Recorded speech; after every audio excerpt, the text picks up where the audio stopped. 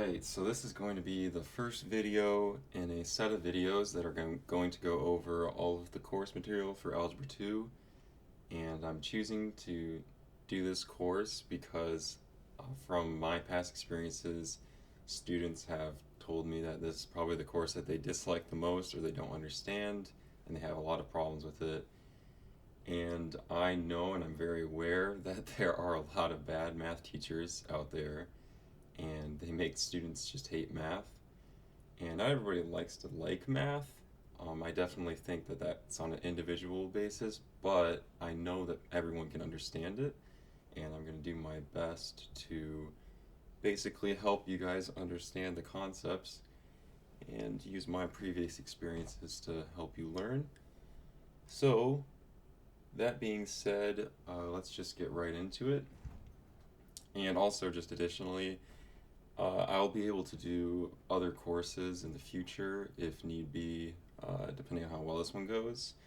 I could do like Algebra 1, Geometry, Pre-Calculus, Trigonometry, Calculus 1, 2, 3, Differential Equations, Probability, Linear Algebra, any of those classes I could do potentially. So just let me know. And also, just any feedback on my teaching styles or my approach to this would be great so that I can, because my goal really is to just help people learn. So, anything that I can do to improve my process here, that would be awesome. So, without further ado, let's get right into it for today.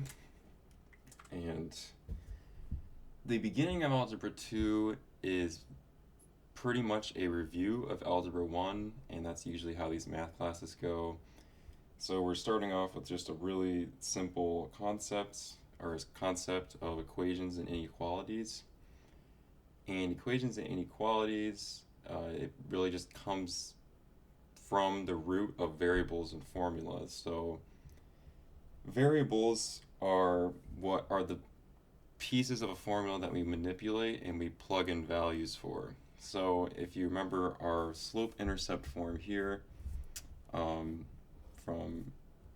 quite a while back in Algebra 1, we have two variables here. We have y and we have x.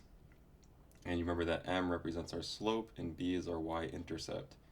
So y is our dependent variable, and we call it a dependent variable because it depends on our input of x, and x would be an independent variable in this case.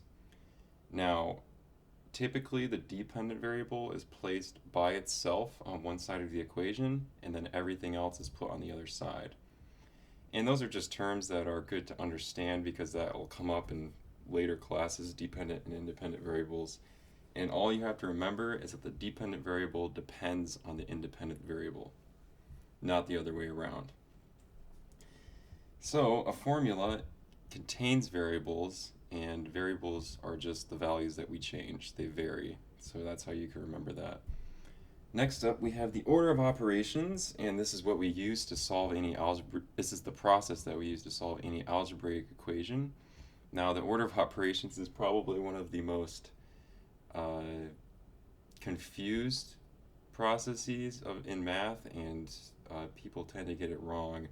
And it's not hard, it's just I think that maybe it's not emphasized enough. But basically what we have is we have parentheses,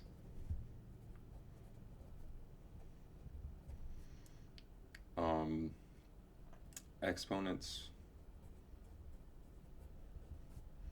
multiplication, division, addition, and subtraction. Now the multiplication and the division, as well as the addition and the subtraction, are grouped together in this situation. And this is the order of which we solve an equation. So I have some examples here to go through this with you guys. And so the first example here, we just have 5 plus 2 in parentheses squared. So if we look at our order here, parentheses is number 1. So what that means is we evaluate everything inside of the parentheses before we do anything else. So this goes to 7 squared, because 5 plus 2 is 7, and then we can evaluate the exponent next according to our equation, or I mean our order here, and 7 squared we know is 49. So going a little bit more complicated here. Another thing to note is this dot here. This is just times. So a dot and a times symbol are the same thing, but we use the dot in order to help us not confuse it with x. And you'll see that quite a bit in textbooks and stuff. So first thing here that we see is exponents. So we're going to value our exponent first, and we know that that's 49. Now we have multiplication, and then we evaluate that, and we know that that's 4. So now we have 40 plus 4 minus 49. Now remember what I said about these being grouped together here. What this means is if at any point in our equation we have only addition and subtraction left, then we evaluate it from left to right. So we go 40 plus 4 gives us 44, minus 49 gives us negative 5, and that would be our final answer. Alright, so our last example here we have 9 plus 2 in parentheses, 2 minus 9 in parentheses, squared plus 1. Now remember that we do our parentheses first, so we're going to first evaluate in parentheses. So I can actually work vertically because that might be better for visualizing. So all I did here was I only evaluated what's inside the parentheses. Now exponents is next. Now remember that this exponent only applies to what is in the parentheses that it's above here. It does not apply to the 11. So we can evaluate the exponent, and we get 11 times 49, because the negative is included in the base here, so it becomes positive 49 plus 1. Now we do our multiplication. 11 times 49, now I can just do that on a calculator here, because 539 plus 1 equals 540. That's our answer. So those are just some examples for our PEMDAS, that's what we like to call it, and it just helps us remember the order, and that's extremely important, very foundational for all math. So that's an important one to learn. Next, when we begin Algebra 2, we start talking about rational and irrational numbers. And a rational number, the difference here is a rational number is any number that can be expressed as an m integer over an n integer, or it has a repeating decimal. So if integers are basically just any whole number, so 1, 2, 3, 4, and all the way to infinity, and the negative counterparts, so that would also just mean negative in the other direction. And 0. But in this case, n cannot be 0 because you can never divide by 0. That is a rule in math. So irrational numbers would just be anything else. So basically what they are just numbers that have really weird decimal places. So examples of irrational numbers would be like 0.2543226. Like that would be an irrational number, but a rational number could be like 0.6 repeating, or 5, because we know that any whole number can be expressed as over 1 and it's equal to the same thing. So really this is m over n integers here. And other terms that you may hear in Algebra 2 are natural numbers. So you have natural numbers and whole numbers. And the only difference here is natural numbers are positive integers 1 through infinity, and whole numbers are the same except we include 0 as well. And that is all that is. So now we're going to do a couple examples on that. So let's see if these numbers are rational or irrational. Now we know that the square root of 9 is 3, so we can simply evaluate this as negative 3. And that's the same thing as negative 3 over 1. So that's an integer over an integer. That's a rational number. Here we have a repeating decimal. Instantly you can tell that it's a rational number. because that's a property of rational numbers. So this would be rational.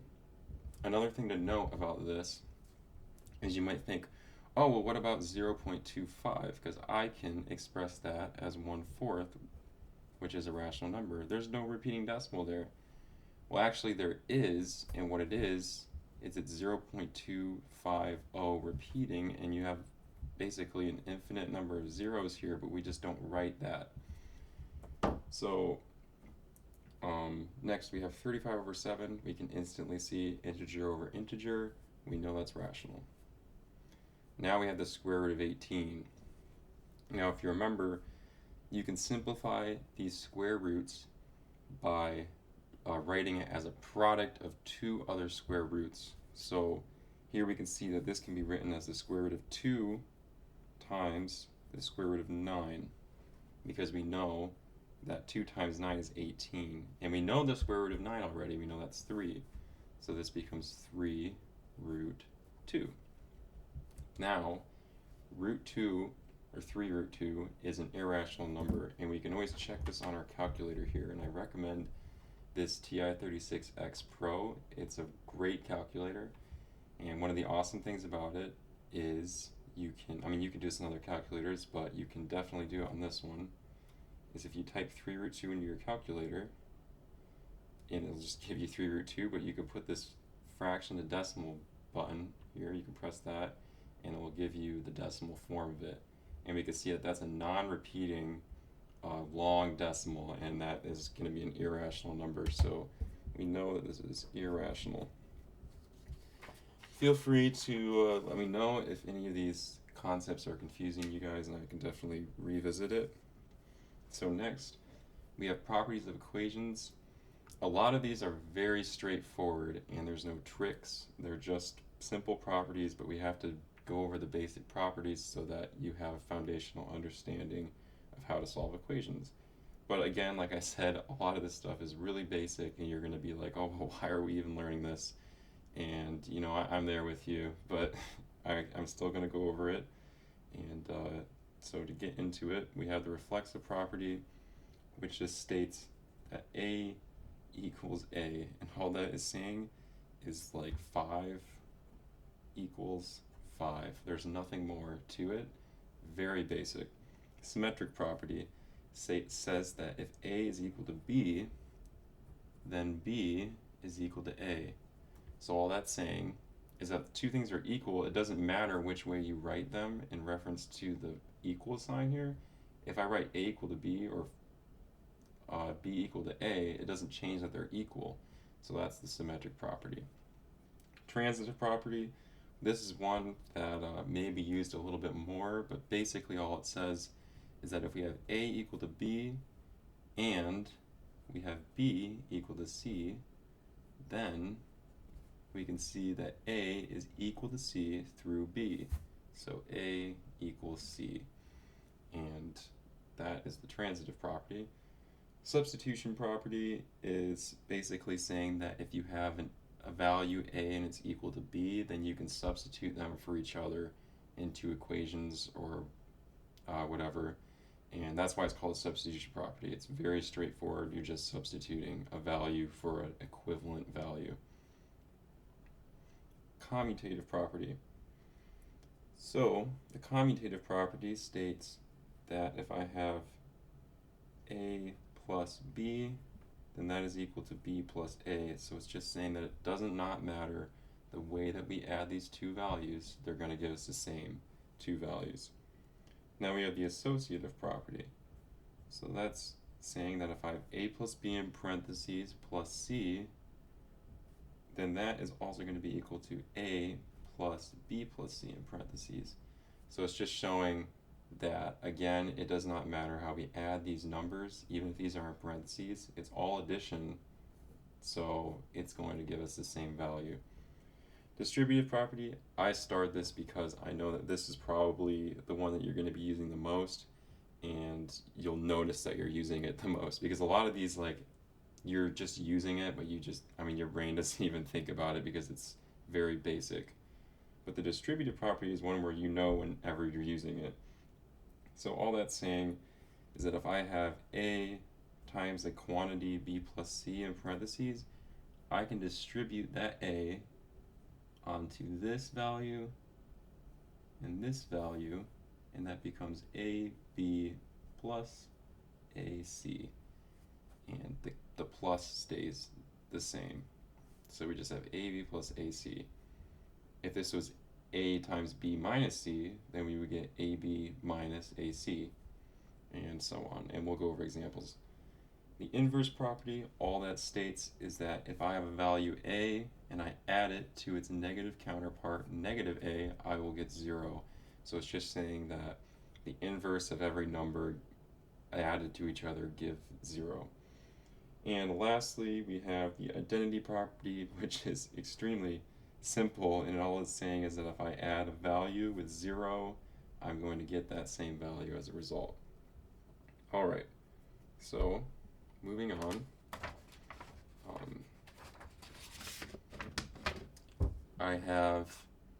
We have absolute values next.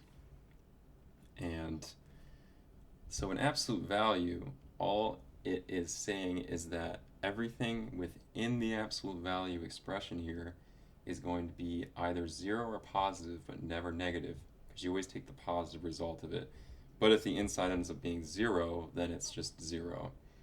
So when we solve an absolute value equation, we have to take two different cases in order to solve it, because there are two different situations in which this can be true, because we can have a negative or positive giving us the same positive result.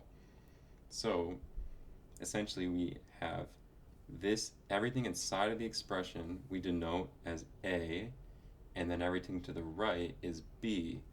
And then for case 1, we simply write a equal to b, and then for case 2, we have a equal to negative b. Now, when we have inequality expressions, which we're going to go over next, we'll see that when we have a and there's a greater than or equal sign here, to a is greater than or equal to b, we actually have to flip the sign when we evaluate the negative part of that. And we're going to go over some examples of just some equations, including some absolute values, before we get into the inequalities, just so that we can make sure that we're solid on this material. So, firstly, we have 5y plus 4 equals 2 times the quantity y minus 4. So if we remember from our PEMDAS, we're going to do our multiplication first. So we'll just get 5y plus 4 equals 2 times y, using our distributive property, minus 8. Now we can combine our like terms, so we get all of our y's on one side and all of our just normal integer values to the other side. So we subtract this 2y over to here, and I'll write all this out the first time, but to save time for my other examples, I will probably just tell you what I'm doing and then go ahead and do it. So then we have 3y equal to minus 8 minus 4. We add those two values together, we get minus 12. Because whenever you're subtracting a number, you can always think of this as plus the negative value of that number, because as subtraction, all you're doing is you're adding a negative number. So if it's more helpful to think about it this way, then do that, because I've been thinking about it this way for quite a while. Now we divide the 3, and we are left with y on this side is equal to negative 12 over 3, which gives us 4. And remember, we can always check these solutions, and I encourage you to always check your answers. So if I go onto my calculator and I type 5 times a negative 4 plus a 4, I get negative 16. Now let's evaluate the right side. Let's do 2 times negative 4 minus 4, and I get negative 16 again. So we can see that our solution is correct, and I really recommend you do that, because if it works in your original equation, then you know that you got the right answer. There's no mistaking it. Next, let's go over this equation.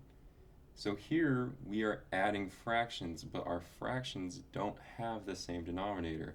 And whenever we are adding or subtracting fractions that don't have the same denominator, we have to find the least common multiple of the denominators and we get a common denominator. So what does that mean? Now, if you don't remember what that means, basically what we have to do is we have to make these two denominators the same, but since these are different values, we have to multiply the top by a different value in order to maintain the value of this term. So what are the multiples of 4? We have 4, and then we have 8, then we have 12, 3, we have 3, 6, 9, 12. Oh, there we go. So we found our match. That's our least common match there. So how many do we have to multiply 4 by in order to get that? Well, let's see. 1, 2, 3. And we had to multiply 3 4 times in order to get 12. So all we do is we multiply this number by 3 over 3, and we multiply this number by 4 over 4. And times our n over 4 times our n over 3 equals 1/2. And the reason that we can do this is because whenever we multiply a number by a value over itself, it's the same as multiplying by 1, so we're not changing the value of this. And that's why we're able to do that. So now we get 3n over 12 plus 4n over 12 equals 1/2. Now we can combine these terms. So we combine 3n with 4n, and we get 7n over 12 equals 1/2. Now we can multiply our 12 to both sides in order to get rid of this. And if we do that, we'll just come over here. We'll just do our 12 times 1/2 gives us 6. So we do 7n equals 6. Divide our 7 both sides, and we're left with n equals 6 over 7. And that is our final solution there. Alright, now let's go on to another problem. So here we have a literal equation, and why it is called a literal equation is because instead of having numbers like we do in all these other equations, we just have these letters, and there's lots of letters. But we want to just solve for a, and you're probably going to run into problems like this, and all you have to remember is that you have to get everything onto the right side except for a, and you just treat everything the same way as you would a normal equation. So that in mind, let's multiply 2c over here so that we can get it out of this side. So we get a minus 4b squared equals 2cd. And these are just being multiplied, 2 times c times d. And then we just add this term over here, and we get a equals 2cd plus a 4b squared, and that is our solution. Now we're getting into the absolute value terms. So if you remember from before, we have two cases for this. Everything inside of the absolute value is a, and everything to the right side is b. So we have our case 1, where we have a equals b, and then our case 2, where a equals negative b. So case 1, a equals b. Alright, so let's write our a, 2x plus 9 equals 11. No change to b. Case 2, 2x plus 9, but we're going to write negative b, so we're going to do negative 11. Now we're going to solve these two equations, and we'll get two numbers. So subtract the 9 over, we get 2x equals 2. Divide both sides by 2, we get x equals 1. Over here, subtract the 9 to a negative 11. Now remember, when we're subtracting a 9, we're adding a negative number. So it would be negative 11 plus a negative 9. So that's going to give us 2x equals negative 20. Divide 2 to both sides, and we get x equals negative 10. So these are two completely different answers, and you may be thinking, like, well, how are both of those solutions? Well, like we did before, let's just go back and plug it into the equation. So let's take our calculator. I mean, you don't need to use a calculator, but you can. So 2 times 1 plus 9. 2 times 1 plus 9 gives us 11. And we can see that the absolute value of 11 is 11 because it's already positive, equals 11. That's good. Now let's try our other number here. 2 times negative 10 plus 9 gives us negative 11, but the absolute value of negative 11 is the positive version of it, which is 11. So we can see that both of these hold up, and we have a correct answer. All right, last problem for this part. We're just going to go over this equation here, but now we see we have another value over here with our absolute value. We don't want that. We want everything else over here to the right side. So we're going to add our 2 to both sides, and we're going to get y minus 5 equals 12. And now we do our two cases. So we have y minus 5 equals the positive 12, and y minus 5 equals the negative 12. And we add 5 to both sides, y equals 17, add 5, negative 12 plus 5 gives us y equal to negative 7, and those are our two solutions there. Alright, so that is all of those problems. So now our last topic for today, for chapter 1 actually, will be just inequalities. Now, we all know what the equal sign is. That's just saying that one side of an equation is equal to or equivalent to the other. And you may not have seen this one before, but this symbol is basically saying that it's not equal. So we could say that 5 is not equal to 7, because we know that they don't have the same value. So inequalities are doing the same thing. They're comparing the sides, but they're telling us something more. So less than sign would be telling us that 5, is less than 7.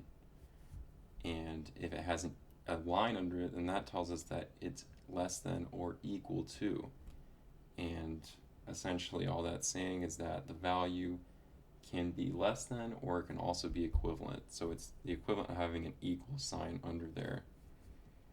So the only other main thing, so inequality algebraic expressions or equations are solved the same way as if they had an equal sign, but there's a main difference, and that is whenever we multiply or divide a negative number across, so the negative number goes across the inequality, then we switch the direction of the inequality, and that's it. That's the only difference.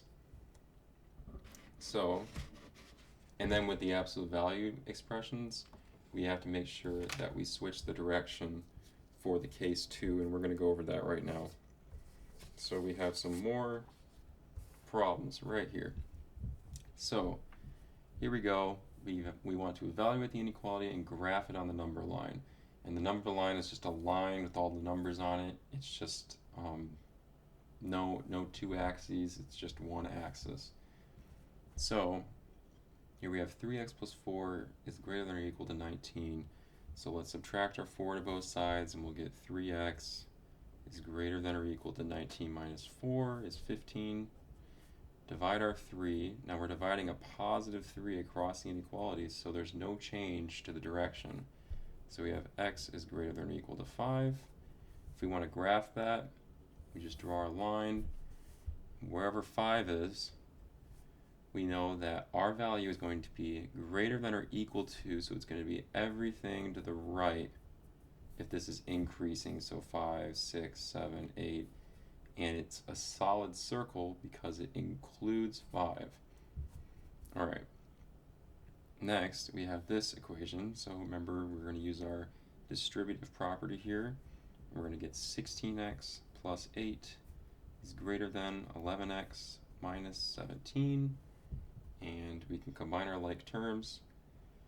So in order to demonstrate the switching of the direction of the inequality, why don't we solve this two different ways? So for the first way, let's put the x's on the right side and the other numbers on the left side, and then we'll do the vice versa. So first, let's do the x's on the right side. So we're going to add our 17 over here, subtract our 16x, and we'll get negative 5x over here is greater than a 17 plus an 8 gives us a 25.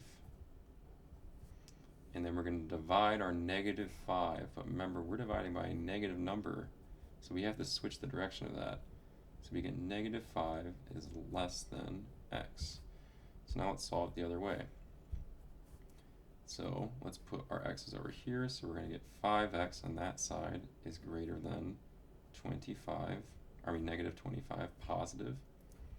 Now we're dividing here, and we're going to get x is greater than -5, which is the same thing. It's just in a different direction. But if you remember our symmetric property, it doesn't matter which side the x is on. This is still the same as this. Now you might be thinking, oh, well, there's a negative number here. Why didn't we switch the direction? Well, we didn't take the negative across the inequality. The negative was already over here. So in this situation, we don't switch the direction. All right, let's move on. So now we have a compound inequality, and what that means is it just means that there's more than one inequality in the equation. So we have -19 is less than 4d minus 7 is less than or equal to 13. So how we solve these is we want to get the variable in the middle alone and everything else to the outsides here. So everything we do to this middle, we do to the right and the left. So we'll add our 7 to both sides. Remember, those cancel out, and we have -19 plus 7 gives us -12 is less than 4d is less than or equal to 20, 13 plus 7. Then we're going to divide our 4 to everything. But we're dividing by a positive number, so there's no change in the directions here. So that gives us -3 is less than d is less than or equal to 5. And I'm sorry I didn't graph this one, but all this one would just be is on a number line. Since x is greater than or equal to -5, we have -5, an open circle, and everything that's greater than that. So all of this. And here, for this compound inequality, if we have a line, and we have -3 here, and 5 here, we know that this solution lies in between these two values. However, it doesn't include -3, but it includes 5. So open circle there, closed circle there, and everything in between. I like to do this little squiggly motion to indicate it, but you can just put a line. It doesn't matter how you do it, as long as your teacher can tell. Okay, so now we're going to put everything together with this final example, which is going to be an absolute value with an inequality. So if you remember, with the inequalities and the absolute values, we have to do one extra thing. Instead of just making the right side negative, we also have to flip the inequality. This is an important part, because if you don't do this, then one of your inequalities is going to be backwards. So remember, this is our A, and this is our B. So let's go ahead and solve. So we get 2x plus 4, no change to the direction, is greater than or equal to 12. And then we'll have 2x plus 4, switch the direction, is less than or equal to -12. Now let's solve these two equations. So subtract 4 here, we get 2x is greater than or equal to 8. Divide our 2, x is greater than or equal to 4. Now, let's do it over here. So -4, 2x less than or equal to -16, because we're adding a -4 to the -12. Divide by 2, and we get x is less than or equal to -4. Remember, no switch in the direction, because the negative didn't cross the inequality. It's already over here. Alright, so now let's graph this solution. So if we have -4 here, and we have 4 somewhere over here, both of them are equal to, so we're going to have solid circles at both points. And then, for this one, we have it's greater than or equal to 4, so everything to the right here. And here, we have less than or equal to -4, so it's going to be everything to the left. And that would be our solution, and the only blank space in this number line would be in between the 2 points. Alright, so that's going to do it. The only thing that we didn't go over is word problems, and the reason why I kept those separate from everything else is because word problems tend to be the thing that people have the most problems with, from my experience. And so because of that, I am going to do a separate words problem video, and I'm going to explain some word problems. So like an example of one that I'm going to do is this one where it's telling you basically that this lady's salary is $24,000 a year and she gets this much commission, and she's a car salesman, and an average car sells for this much, and we have to figure out how many cars that she sells in order to make an income of at least $40,000. So if you have problems with problems that are kind of like this, then watch that video, and if not, you can just move on to the next video, which is going to be over chapter 2, and I'll have to actually take a look at what that is. But thank you for watching. I hope that this helped, and I'll be putting out the new videos as soon as I can, and I hope that everybody learned something. Oh, thanks.